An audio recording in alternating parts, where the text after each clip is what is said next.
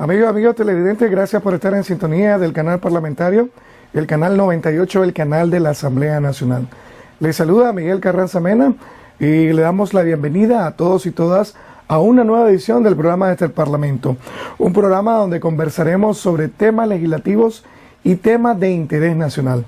Para ello, hemos invitado el día de hoy al diputado Carlos Emilio López, vicepresidente de la Comisión de la Mujer, Juventud, Niñez y Familia, y miembro de la Comisión de Asuntos Legislativos, de Asuntos Jurídicos, Comisión de Justicia y Asuntos Jurídicos de la Asamblea Nacional. Bienvenido, diputado, a este nuevo programa de el Parlamento. Es un gusto tenerlo. Igualmente. Diputado, hoy estaremos conversando sobre la iniciativa de reforma a tres leyes. A la Ley 641, que es el Código Penal, la Ley 779, la Ley contra la Violencia hacia la Mujer, y su reforma, y la Ley 406, que es la Ley del Código Procesal Penal. Esta iniciativa fue enviada pues a la Asamblea Nacional y viene a un proceso de consulta. Pero nosotros queremos saber cuál es el objetivo de esta ley, después que ha suscitado un montón de varias opiniones en el país respecto pues a este tema. Queríamos saber cuál es el objetivo que tiene este paquete de reformas a estas tres leyes. Este conjunto de reformas jurídicas que incluye el Código Penal, el Código Procesal Penal y la Ley Integral contra la Violencia hacia las Mujeres fue remitida por el Presidente de la República a la Asamblea Nacional después de un análisis y un consenso entre todas las instituciones del sistema de justicia, la Corte Suprema de Justicia, el Ministerio Público, la Policía Nacional, la Defensoría Pública, principalmente. Debo decirte que estas reformas tienen como propósito fortalecer la seguridad humana del país, la seguridad ciudadana, consolidar la protección de los derechos a la persona, la familia y la comunidad. La centralidad de esta reforma es garantizar la tutela del derecho a la vida, del derecho a la seguridad, del derecho a la libertad y del derecho al acceso a la justicia de la población en su conjunto, pero con especial énfasis en las mujeres, la niñez y la adolescencia. Son 7 artículos lo que se está proponiendo reformar, ¿verdad? Si no me equivoco. Son 5 a la Ley 641, 1 a la Ley 779, que es el artículo, creo que es el artículo 9, y un artículo que es el 22 del Código Procesal Penal, ¿verdad? Son 7 artículos en total. Así es. Te decía que el objetivo es fortalecer la seguridad humana y la seguridad ciudadana por medio del aumento de las penas. Se van a incrementar el número de años de privación de libertad a los delitos contra la vida y los delitos sexuales fundamentalmente. Uno de ellos es el parricidio. El parricidio es el delito que se comete cuando le quitas la vida a tu ascendiente, a tu descendiente o tu colateral. Es decir, cuando se priva de la vida a tu papá o a tu abuelo, a tu hijo o a tu nieto o a tu hermano, o bien a tu cónyuge o excónyuge cuando estás unido en una relación de matrimonio, o a tu conviviente o exconviviente cuando estás unido en una relación de unión de hecho. El parricidio en la actualidad tiene una privación de libertad de 20 a 25 años. Con la sanción se incrementa hasta 30 años como pena máxima quien cometa el delito de parricidio, es decir, se incrementa en 5 años de privación de libertad. El otro delito que es modificado, que es reformado, es el asesinato. En la actual legislación comete delito de asesinato quien priva de la vida a otra persona y median tres elementos. La alevosía, es decir, que hay una premeditación, cuando media pago o remuneración por cometer ese delito, o bien cuando hay un ensañamiento, es decir, que no solamente le quitas la vida a la persona, sino que además de quitarle la vida, la mutilás, le cortás un brazo, lacerás su cuerpo, la quemás. Entonces ahí estamos frente al delito de asesinato. Y la pena oscila entre 15 y 20 años en la legislación actual. Con una reforma, la idea es incrementar de 20 a 25 años, es decir, sube el techo máximo 5 años el techo mínimo sube 5 años y el máximo también sube 5 años. Es decir, hay un aumento entre 5 y 10 años de privación de libertad. Y se le agregan otros 3 elementos, además de lo que ya mencioné. Cuando el delito se comete en un lugar público o bien cuando se cometa en un lugar secreto, cuando se comete en un camino que es transitado, esto se considera un elemento para clasificarlo como asesinato.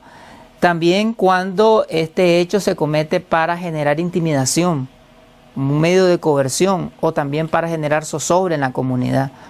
Esto es importante, diputado. Esta segunda circunstancia que usted menciona, dado los grupos delincuenciales que se dan principalmente en la zona rural del país, donde el objetivo de ellos pues precisamente es sembrar el terror, el pánico en la población. Y este artículo sería una circunstancia. Una circunstancia, pues está duro con ese aspecto. Pues.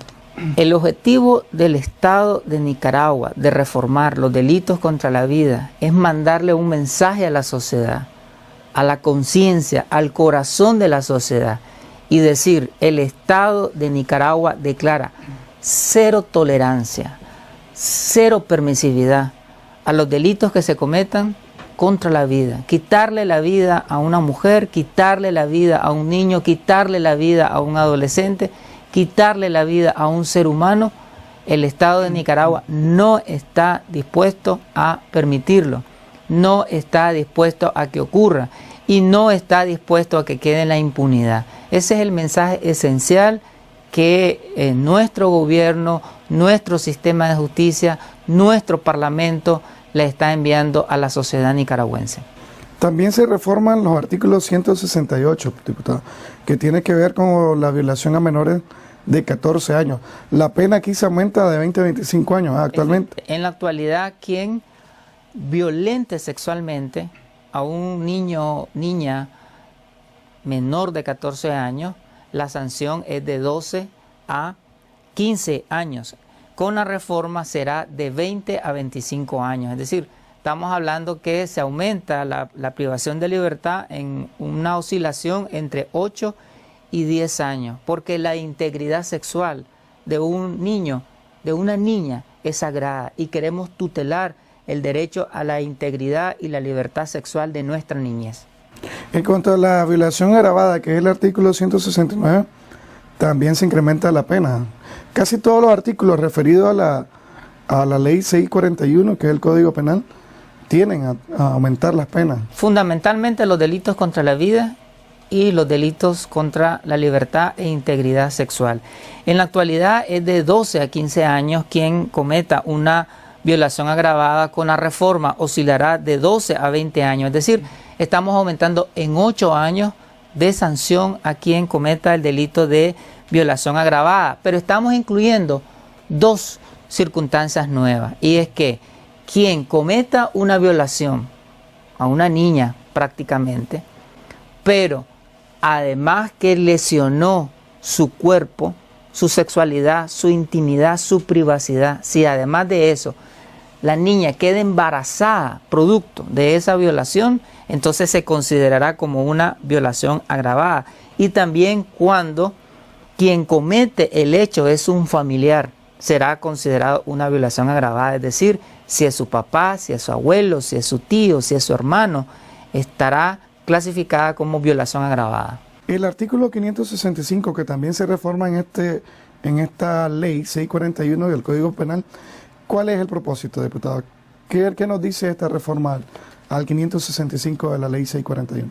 Mira, para terminar, los delitos contra la vida que son reformados, ya mencionamos el asesinato y mencionamos el parricidio. El otro delito contra la vida que se reforma es el delito de femicidio. Es un delito que consiste en privar de la vida a una mujer por el hecho de ser mujer, por odio, por rechazar la construcción de su feminidad, de su identidad de ser mujer, y queda conceptualizado como privar de la vida a una mujer que tiene un vínculo con un hombre en una relación interpersonal, en una relación familiar, que puede ser su cónyuge o su excónyuge cuando está unida en matrimonio, o su conviviente o su exconviviente cuando está unida o estuvo unida en una unión de hecho, o bien puede ser su novia o exnovia. Un exnovio o novio actual que cometa el delito de quitarle la vida a una mujer estará incurriendo en el delito de femicidio.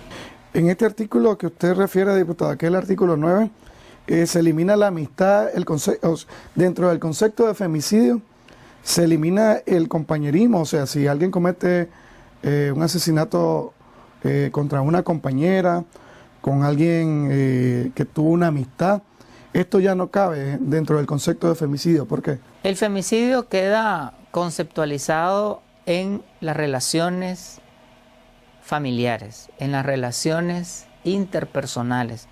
Como decíamos anteriormente, ligado estrictamente a vínculos de matrimonio, de unión de hecho, de noviazgo o de ex matrimonio o ex unión de hecho o ex noviazgo.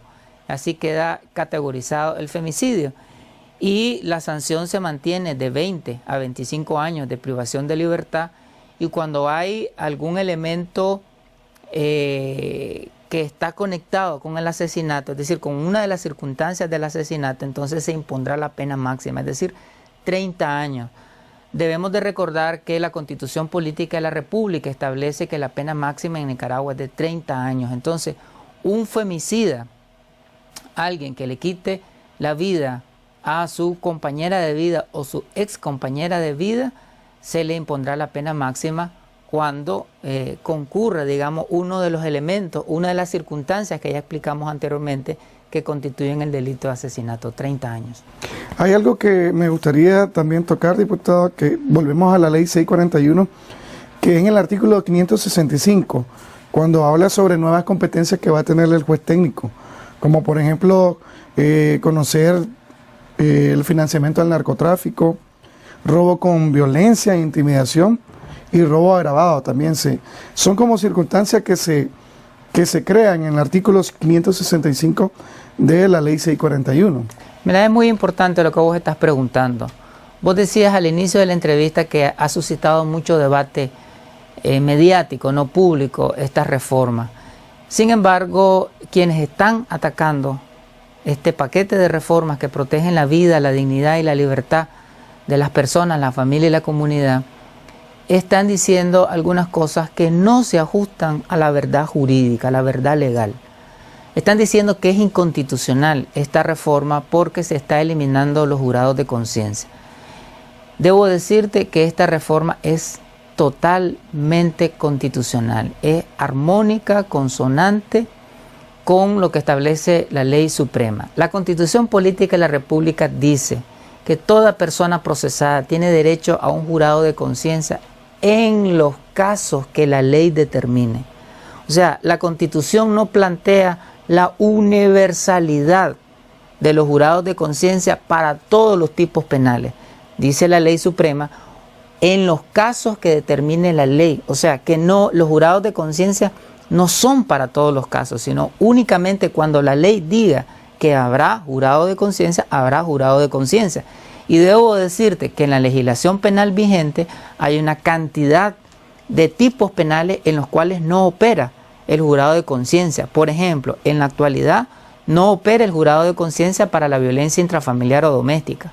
No opera el jurado de conciencia para el delito de abigeato. En la actualidad no opera el jurado de conciencia para los delitos de secuestro extorsivo, ni tampoco para los delitos del crimen organizado, como lavado de dinero, ni tampoco para algunos delitos de carácter ligados a la corrupción, como el peculado y otros.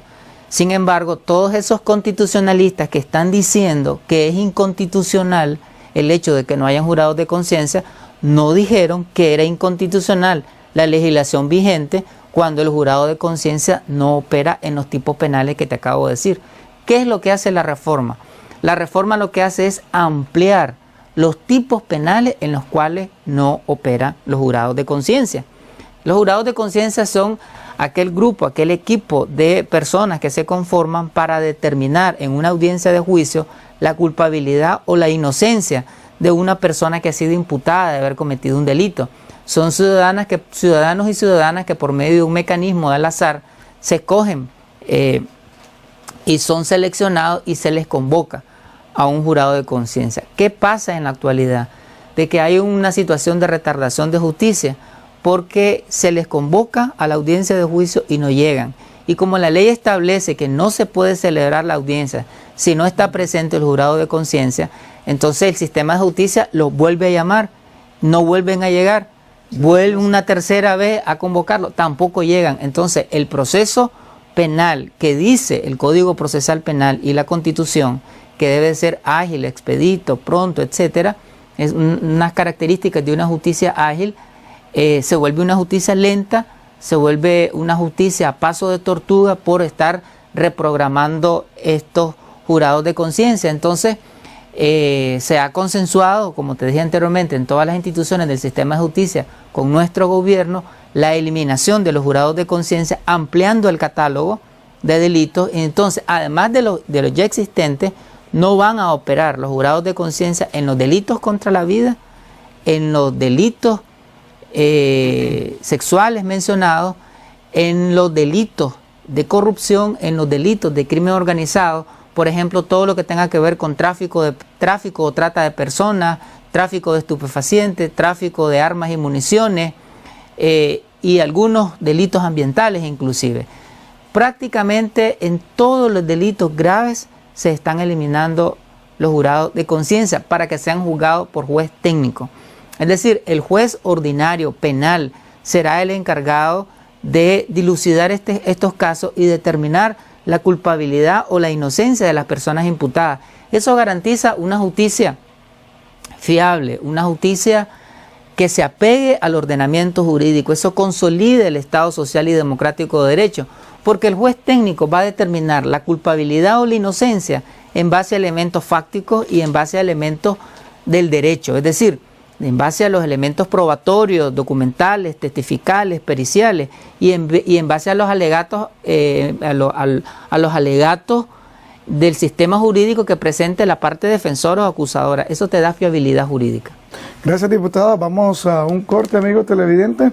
Estamos conversando con el diputado Carlos Emilio López sobre las iniciativas de reforma a la ley 641, que es el Código Penal, a la ley 779, Ley Integral contra la Violencia hacia la Mujer, y una reforma a la ley 406, que es al Código Procesal Penal. Amigos y amigas televidentes, por estar en sintonía del canal parlamentario, el canal de la Asamblea Nacional. Estamos en una edición del programa de este Parlamento, un programa donde estamos conversando sobre temas legislativos y de interés nacional. Este día estamos conversando sí con el diputado Carlos Emilio López, vicepresidente de la Comisión de Mujer, Juventud, Niñez y Familia y miembro de la Comisión de Justicia y Asuntos Jurídicos de la Asamblea Nacional. Con él estamos hablando sobre un paquete de reforma que envió el Ejecutivo en conjunto y trabajó en conjunto con la Asamblea Nacional y la Corte Suprema de Justicia para reformar la Ley 641, el Código Penal, la Ley 779, Ley Integral contra la Violencia hacia la Mujer, y la Ley 406, que es el Código Procesal Penal. Tengo una pregunta, diputado, referente a los jurados de conciencia.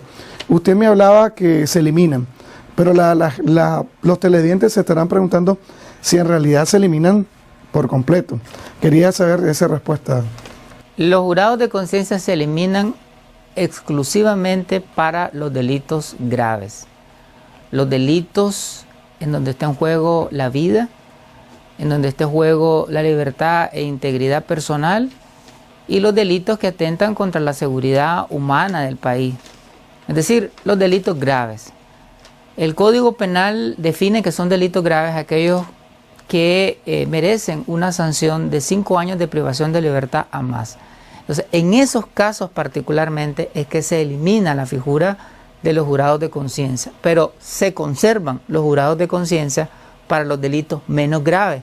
Los delitos menos graves son aquellos cuya sanción es de 5 años de privación de libertad para abajo. Es decir, 5, 4, 3, 2, 1 año o meses de una sanción penal en donde te privan de la libertad, entonces ahí van a operar los jurados de conciencia, robo, hurto y otro tipo de delitos. Ahora, este paquete de reforma también, diputado, reforma o modifica la ley 406, que es el Código Procesal Penal. Es un artículo, creo que es el 22, se adiciona un numeral. ¿En qué consiste exactamente esta reforma? Efectivamente es el artículo 22 del Código Procesal Penal que versa sobre la competencia de los jurados, la competencia de los jueces penales,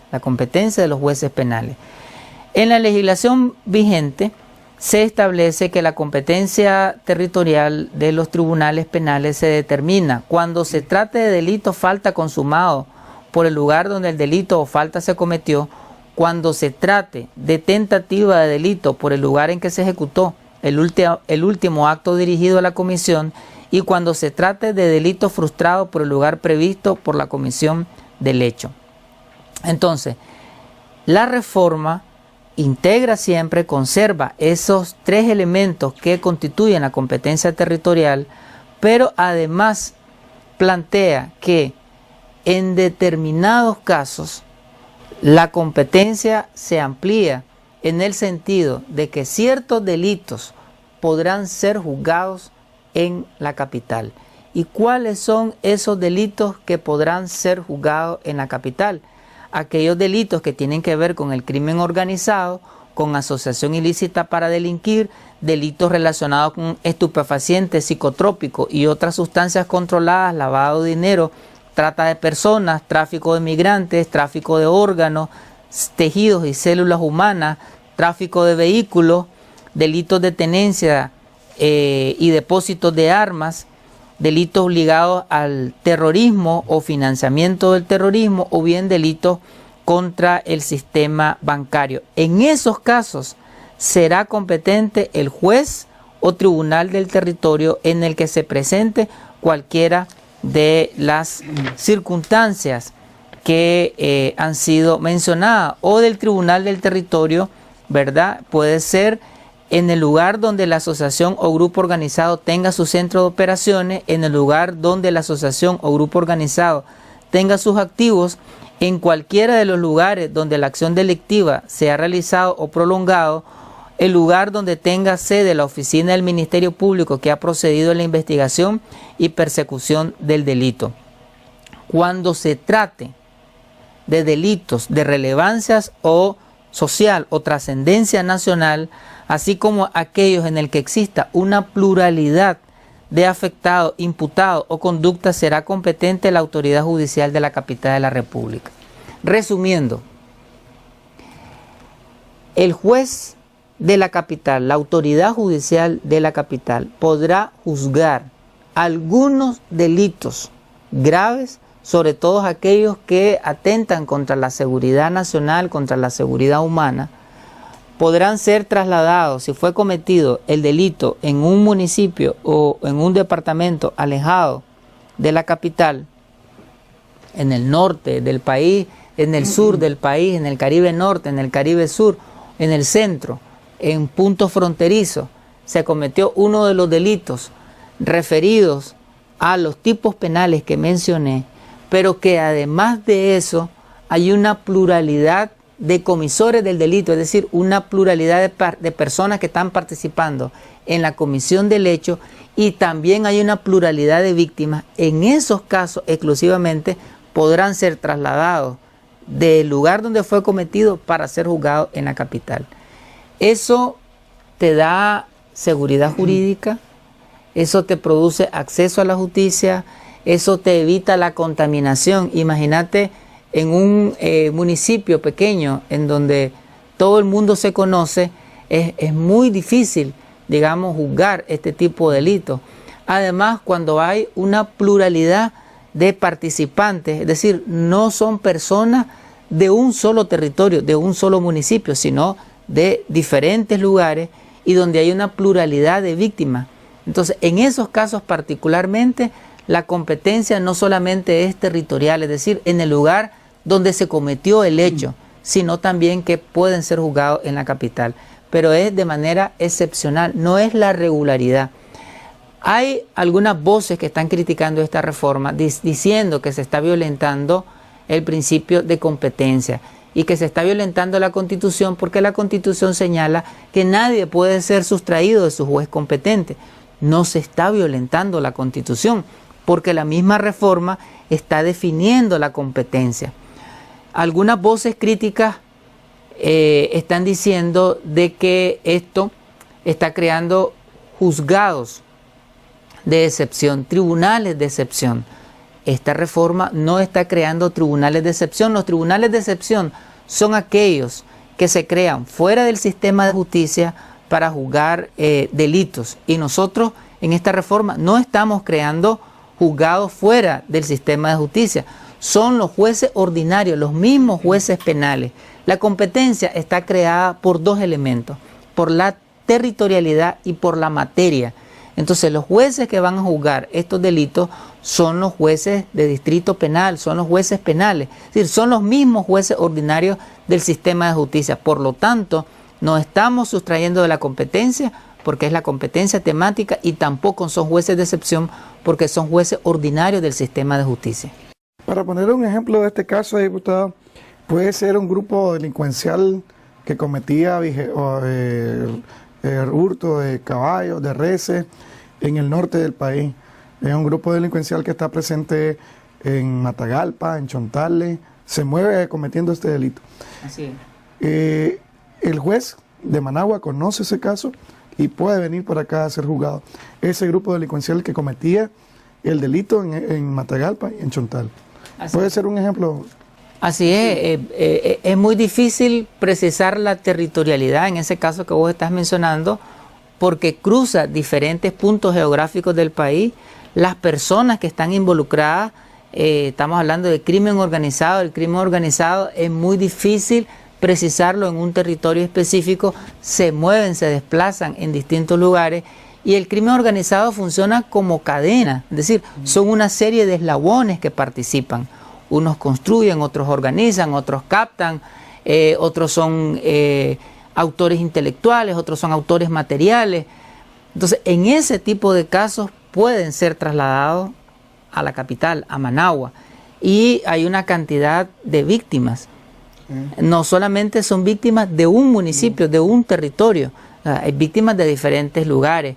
Otro ejemplo que podemos poner es cuando se cometen delitos de tráfico o trata de personas. Unas personas se dedican a captar a las muchachas, otros se dedican a persuadirlas, a convencerlas, otros se dedican a trasladarlas de un punto a otro. Es decir, muchas veces las jóvenes, las adolescentes que son víctimas de trata de personas no son de un departamento en particular, son de diferentes departamentos y son trasladados a X lugar para ahí sufrir, ¿no?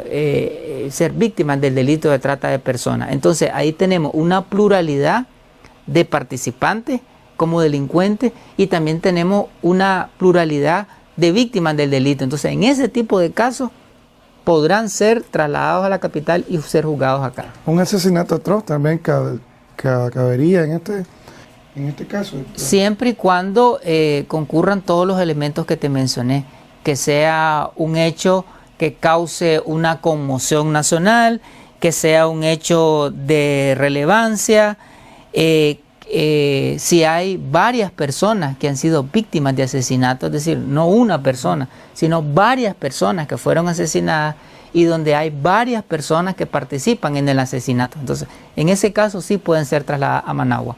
Con este caso famoso de Fury Toro, ¿verdad?, que se movía por varios lugares del país, ese también puede ser está en la palestra pública, pues que se hizo famoso por los delitos que cometía. Esa persona puede ser juzgada por la trascendencia que se dio de ese caso aquí en Managua. Tienen que concurrir todos los elementos: trascendencia, impacto nacional, una diversidad de personas víctimas de los delitos y un grupo de personas involucrados como delincuentes, como hechores, como comisores del delito. Entonces, en esos elementos, en esas características, es que se determina que pueden ser trasladados y juzgados aquí en Managua. Para concluir, diputado, Quiero que me vuelva a repetir para que los televidentes estén claros el propósito de esta reforma a estas 3 leyes trascendentales en el país. Mira, Nicaragua, según las Naciones Unidas, según diferentes organismos que monitorean los índices de seguridad ciudadana, nuestro país está considerado como el más seguro de América Central y como uno de los más seguros de América Latina. Nicaragua en este momento tiene una tasa de homicidio de 7 por cada 100.000 habitantes, cuando nosotros tenemos países vecinos que tienen 30, 40, 50 homicidios por cada 100.000 habitantes. Es decir, el nivel de seguridad ciudadana, de seguridad humana que tenemos es altísimo. Somos uno de los países con menos secuestros, uno de los países con menos delitos contra la propiedad, uno de los países con menos delitos contra la vida. Inclusive estamos dentro de los países con menos femicidios en la región. Entonces, estas reformas pretenden conservar ese nivel de seguridad que tenemos en Nicaragua. Queremos seguir siendo un muro de contención para los delitos del crimen organizado. Queremos seguir siendo un muro de contención para los delitos de tráfico de armas, de tráfico de personas, de tráfico de estupefacientes, psicotrópicos y otras sustancias controladas. Queremos darle seguridad a la niñez, a la adolescencia, a las mujeres. Queremos seguir protegiendo a nuestras familias y nuestras comunidades.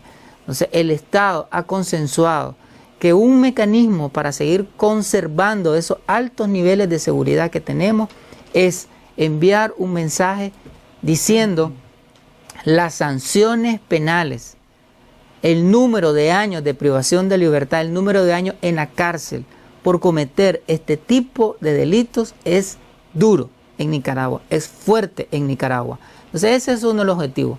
Debo decirte que el Estado de Nicaragua no solamente está tomando medidas punitivas o sancionadoras, estamos conscientes que no solamente con la sanción se previene, se erradica y se detiene estos flagelos sociales. También además de la sanción, la prevención. Pero ahorita estamos tomando una medida punitiva, pero ya tenemos en función también un modelo preventivo, proactivo y comunitario. Desde el Ministerio de la Familia, desde el Ministerio de Educación y desde las otras instituciones que conforman el Gabinete Social, se están tomando medidas educativas, concientizadoras, sensibilizadoras en las escuelas, en la comunidad, en el liderazgo social y comunitario, creando nuevas formas de comportamiento, nuevos estilos de vida, nuevas formas de convivencia familiar, enseñando a la juventud, a las nuevas generaciones sobre nuevos valores para no atentar contra la vida, contra la integridad.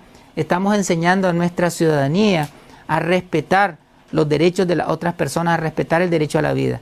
Entonces, por un lado, se están tomando medidas educativas y preventivas, y por otro lado, medidas punitivas y sancionadoras. Es decir, esta combinación de educación y sanción es lo que creemos que va a mantenernos como un país seguro.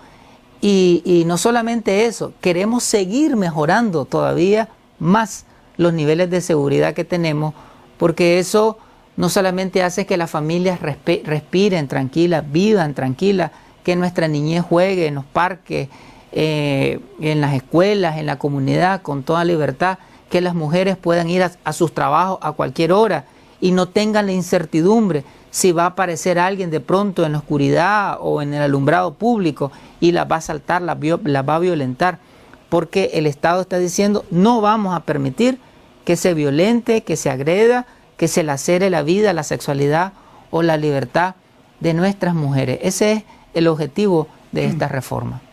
Gracias, diputado, por habernos acompañado en esta nueva edición del programa de este Parlamento, donde estaremos conversando 2 veces a la semana sobre temas legislativos y temas de interés nacional. Las leyes de la Asamblea Nacional, los decretos, casos relevantes que sucedan en el país. Todo esto estaremos conversando aquí en el programa de este Parlamento. Gracias, amigos y amigas televidentes, por estar en sintonía del programa de este Parlamento. Le invitamos a que continúe en la programación habitual del canal parlamentario, del canal de la Asamblea Nacional. Estuvo con ustedes Miguel Carranza Mena.